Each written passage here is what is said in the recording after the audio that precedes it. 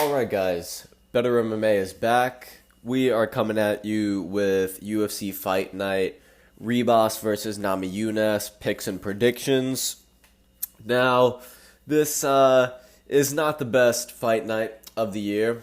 It's fair to say that. But we're not going to rag on it too hard.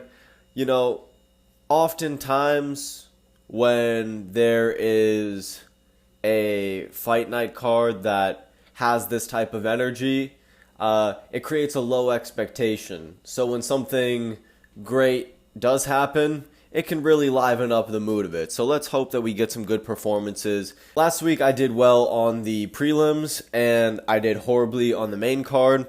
I would hope that this week we could at least just reverse that outcome to where if I could do horribly, I could do horribly on the prelims and then do well on the main. But starting off with Mohammed Usman versus Mick Parkin. Now, I think I'm going to have to go with Mohammed Usman here simply because he has the greater finishing potential.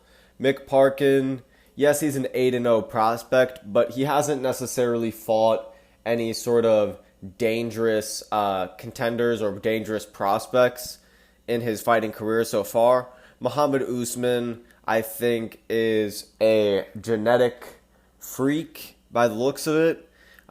He is a stocky boy, and if he happens to be on something, I think that can go in his favor. So that is up for your judgment to whether you think Mohammed Usman is on the good sauce. But Mick Parkin, 28, Mohammed Usman, 34, about the same height and reach. Mick Parkin, I think, is a decent heavyweight prospect, but at the end of the day, Jamal Pogues is not necessarily the most dynamic prospect to be beating, and so it's easy to look good against these not so good contenders like Jamal Pogues, Caio Machado. Not necessarily the best competition that Mick Parkin is going up against. So I think Mohammed Usman has got the greater finishing potential here on the feet. He's going to throw some big wild punches at Mick Parkin. Mick Parkin is going to cover up. But, because the thing is that I do think Mick Parkin may actually have a better UFC career than Mohammed Usman, because Mohammed Usman is 34 and he really isn't that dynamic or technical as a fighter. So there's a lot of room that he has to go to be an elite fighter. And to do that at 34 is essentially impossible to grow that much. Mick Parkin being 28, if he just clinches up Mohammed Usman when Mohammed is trying to knock him out and he's able to maybe get like an inside trip or some sort of takedown to bring it to the ground, get some dominant position, and just ride out the rounds. Mick Parkin could get a decision here. He has a decent jab, some good instincts on the feet, Mick Parkin. But at heavyweight, it only takes one, and I'm going to go with... I feel stupid for going with Mohammed Usman. I don't know why. Maybe I'll regret it, but my gut is telling me to go with Mick Parkin. So, let's go Mick Parkin. Hopefully Mick Parkin gets to 9-0 and he becomes a young prospect in the UFC. If he gets knocked out by Mo Usman, I wouldn't be surprised though. But let's go Mick Parkin. Igor da Silva versus Andre Lima. Igor da Silva is only 20 years old, so a very, very young prospect, making his UFC debut. So in all of his professional fights, he's got submissions or TKOs. The last guy he fought was 8-2. The guy before that he fought was 10-2. The guy before that he fought was 7-7. The guy before that he fought was 7-3. So he's facing some decent competition. His last win was a second round TKO on the Contender Series. I didn't see his Contender Series matchup, but I like that he has finishes in all of his matchups. Let's see here about Andre Lima. Andre Lima is 25, also from Brazil, coming off of a decision win on the Contender Series. Got some wins in the LFA. I think the flyweight division in the UFC is starving so much for young contenders. I'm going to have to go with Igor da Silva in this fight.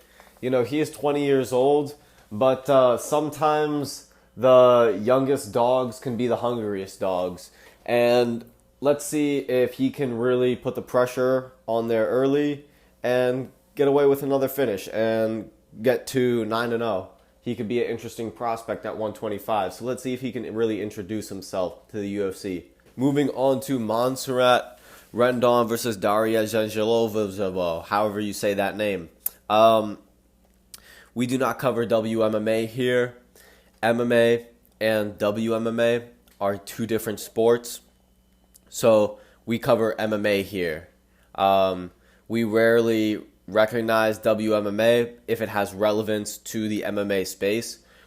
This fight has no relevance to the MMA space. We will move on. Jarno Arens versus Steven Nguyen. Steven Nguyen is 9-1. Jarno Arens is 13-5. I have not seen either of these guys fight.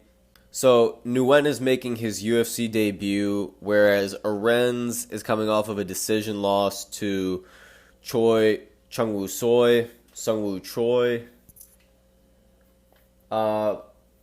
Sungwoo Choi is not necessarily the worst person to lose a decision to, but by the looks of their records, I'm going to go with Steven Nguyen in this fight over Jarno Arens.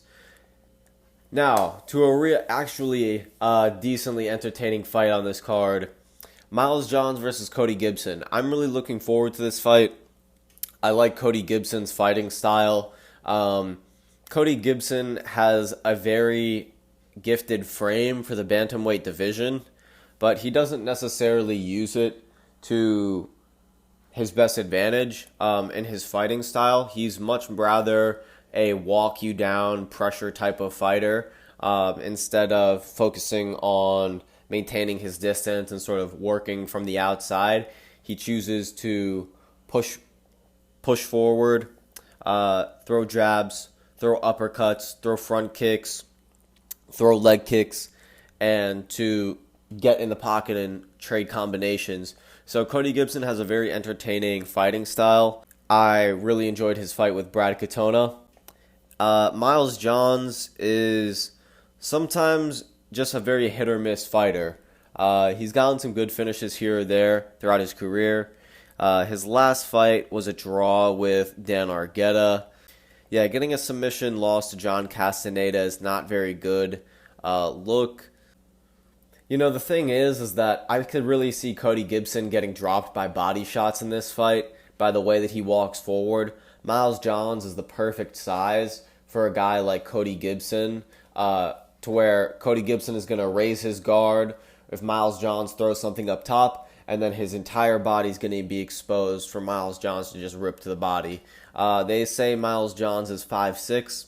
I really don't know about that. Height is 5'8". For Cody Gibson, and the reach for Cody Gibson is 71 inches, you know, so I could really see Cody Gibson, if he just relies on his jab and his front kick, he can get away with the decision here. I think we could possibly see a more patient Cody Gibson, given that he is not fighting for a contract like he was in the tough finale. Miles Johns still is only 29 years old, whereas Cody Gibson is 36. You would expect Miles Johns to be the more athletic spry chicken here, and just to really start touching up Cody Gibson, breaking him down.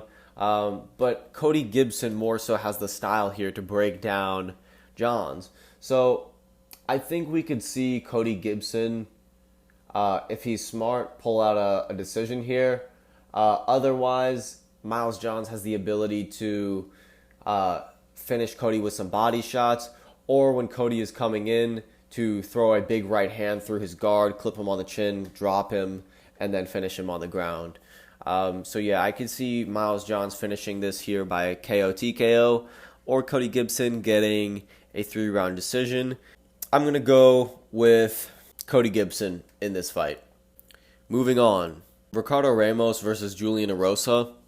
Julian Erosa is a very interesting fighter when you talk about a coin flip type of a guy. I'm going to go Ricardo Ramos in this fight. I think the biggest advantage that Ramos has in this fight is that Ramos, as a grappling-based fighter, he has a very good sense on the feet of risk aversion and essentially disaster aversion. And that's a skill that some people need in life, is disaster aversion and risk aversion. And some guys really need it in the UFC octagon. And Julian Erosa is one of those guys.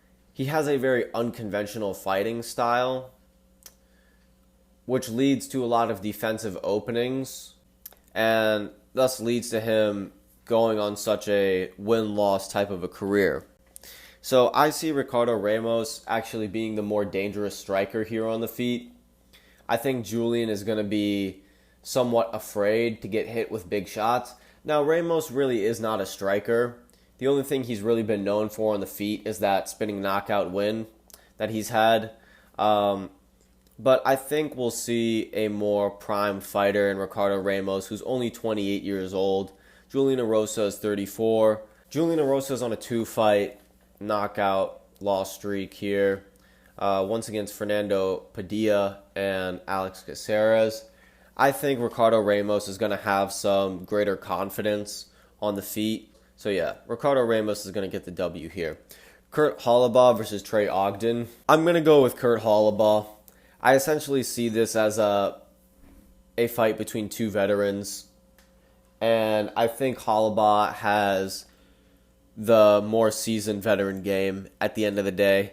In a battle of two vets, I'm going to trust Kurt Holobaugh to have more tricks up his sleeve. For some reason, there's a part of me that says Trey Ogden is just going to knock out Kurt Holobaugh in the first round, because Kurt Holobaugh does have very suspect boxing defense. But I've never really seen Trey Ogden let the hands go in his career. Trey Ogden is primarily a grappler, so I see Kurt Holobaugh getting the win here. Moving on to the main card. Billy Quarantillo versus Youssef Zalal.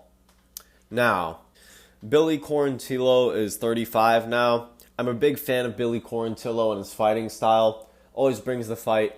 Very entertaining. Youssef Zalal, his problem is that he tends to be too patient in a lot of his fights, and he often is too afraid to throw in combination and throws just single shots. Billy Quarantillo does not have that problem. He loves to move forward. He's a pressure style fighter, and I think in the later rounds, if this gets into a late second round and going into the third round, when Youssef Zalal gets tired and he's getting pressed up against the fence, we're going to see Quarantillo letting go with some very big knees and some very good shots up against the fence. The biggest problem in Billy Quarantillo's game, and this was perfectly exposed by Edson Barboza, is that he puts his head forward and he dives for takedowns very slowly and very obviously. He telegraphs it, and it makes it a very, very big target for a knee or guillotines. So I think Zalal, as a young fighter, should be smart enough to be watching tape to see a hole like that. I think Zalal, stylistically, is at a disadvantage here because he is not a volume guy, and I don't expect him to start turning up the volume in this fight against Quarantillo. But sometimes that's exactly what these single shot, counter shot type of fighters need.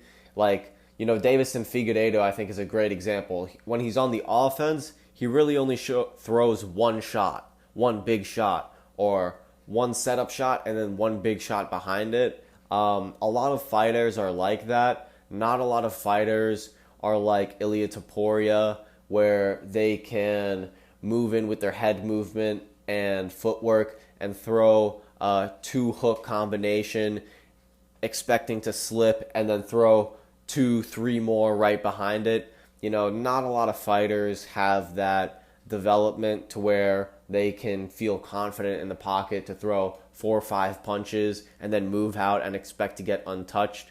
Not a lot of fighters put in the work like that and have those skills to pay those bills. So I don't think Yusuf Zalal is necessarily going to start showing us some development in his striking repertoire that he hasn't shown before. I'm expecting Billy Quarantillo to start big brothering Yusuf Zalal here. Maybe. But then again, I'm sure Yusuf Zalal is a big Edson Barboza fan and has watched that knockout and is looking to replicate it.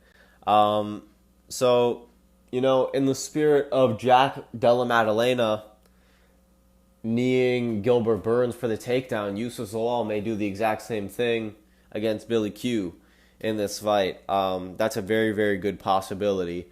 It's stuff like this that makes MMA so interesting and fun to watch, but there's so many ways in MMA for weaknesses to get exposed, and that one opening with Billy Q putting his head down and the way that he goes for takedowns, it can make him very, very vulnerable to some knees. The final thing I'm going to say about this fight is that a 27-year-old Yusuf Zalal may be able to knock out Billy Quarantillo with a knee, but a 31, 32, 33, 34-year-old Yusuf Zalal will not be able to do that once he loses that edge of speed in his game. But I'm still going to go Billy Quarantillo by decision in this matchup. Moving on. The people's main event, Peyton Talbot versus Cameron Saaiman. This will be a very nice display of two young bantamweight prospects. Peyton Talbot, I think, will be the more slick and scrappy grappler in terms of escaping the grappling exchanges, whereas Cameron Saaiman is going to be looking to maintain guard and maintain position and look to get dominant position on Peyton Talbot if it gets to the ground. On the feet, I'm looking for Cameron Saaiman to have the greater ring generalship and the better boxing. I wasn't really that impressed by Peyton Talbot in his Nick Aguirre performance. I wasn't that very impressed by Nick Aguirre. And it was a very back and forth fight, so I'm not sure how far Peyton Talbot is going to go in this UFC game. He is 25 years old. Cameron Saaiman is 23, but in a weird way, I feel like Cameron Saaiman is the more composed all-around fighter. But Peyton Talbot may be able to upset and get possibly a slick submission here.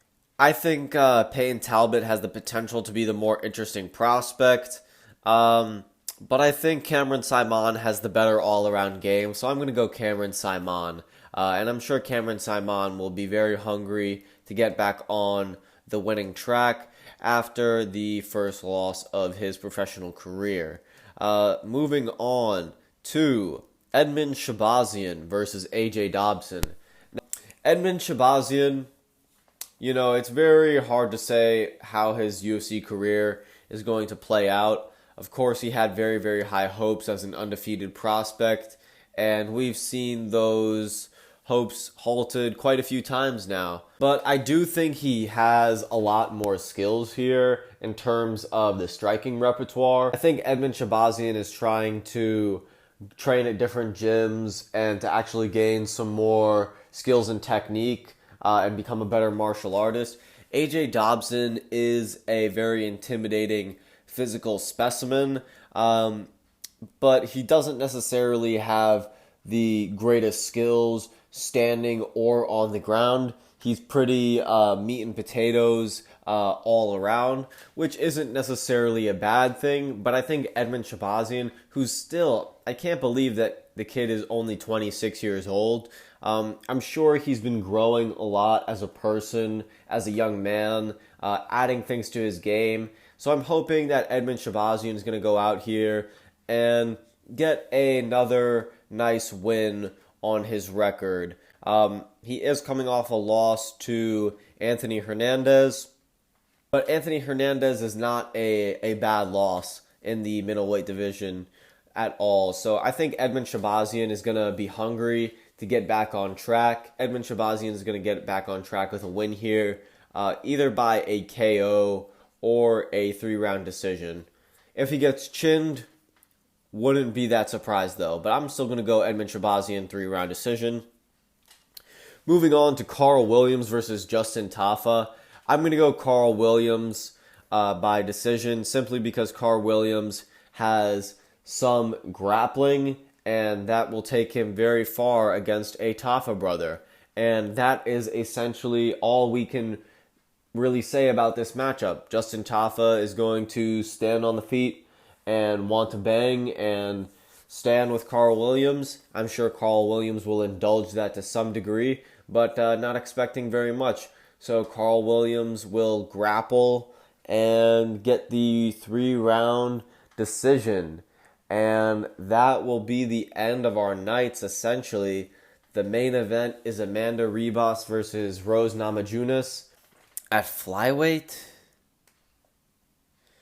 At flyweight. The main event is a flyweight matchup between Amanda Ribas and Rose Namajunas. Neither of them are strong enough to be dominant at the top level of women's flyweight. Shevchenko, Grasso, Fiorot, they all outmuscle and beat these girls, and I'm sure there are some other women's flyweights that will beat and out-grapple, out-strength Amanda Ribas and Rose Namajunas. So this is just a completely pointless fight for even the women's flyweight division, in my opinion. These are two women that belong at strawweight. They say they can't make the cut. You're literally an 115-pound woman. Stop. But if they can't make the cut, then retire. I don't know. I don't know what to tell them. But I don't enjoy their sport. I don't enjoy the excuses that come along with it. I don't enjoy any of it. Back in the day, I would have picked Rose Namajunas in this fight, no doubt. But over Rose Namajunas' past 2 performances, I really doubt her will to fight anymore. I think she mainly just does it for the money now. I don't really think she has a love for the fighting game. So I think Ribas will be more hungry, and we could possibly see Rose get finished here. Yeah, that is the card. I'm going to be making another video for the underrated fights on UFC 300. Another prelude video for UFC 300. So stay tuned for that. Check out the one that I just posted if you haven't seen it already. Thank you everybody for supporting the channel. Like, comment, subscribe if you've been liking the content. I appreciate you watching this video. Better MMA out. Peace.